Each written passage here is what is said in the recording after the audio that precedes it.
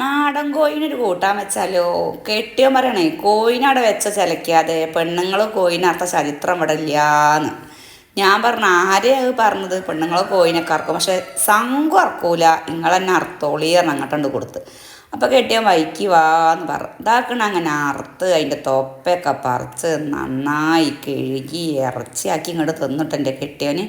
അങ്ങനെ ഞാൻ വെള്ളം വാരാൻ ഓട്ടപാത്രത്തിലൊക്കെ വെച്ചു. പിന്നെ അതിക്ക് വേണ്ട സാധനങ്ങൾ തയ്യാറാക്കാൻ പോവാണ്.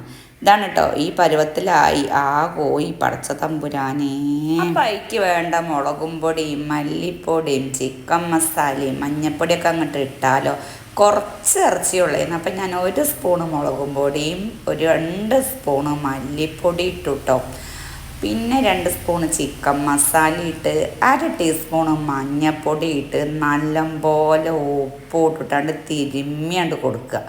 നല്ലോ മസാല കണ്ട് അവിടെ ഇവിടെ കണ്ട് എത്തട്ടെ.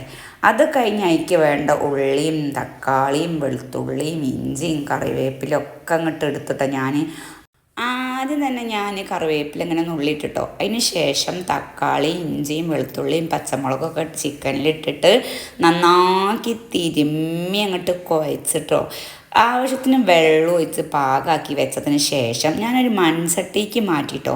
എനിക്കിങ്ങനെ അലുമിനിയം ചട്ടിയിലൊക്കെ ഉണ്ടാക്കാൻ ഭയങ്കര പേടിയാണ്, എനിക്ക് അറിയില്ലെങ്കിൽ ഭയങ്കര പേടിയാട്ടോ. മൺചട്ടിയിൽ വെക്കുന്നതാണ് ഏറ്റവും ഇഷ്ടം. കുടുങ്ങിയ സമയത്ത് ഞാൻ മൺചട്ടി ഒഴിവാക്കി ഇതേപോലെ ചെമ്പട്ടിയും കൊടുക്കൊക്കെ എടുക്കും കേട്ടോ.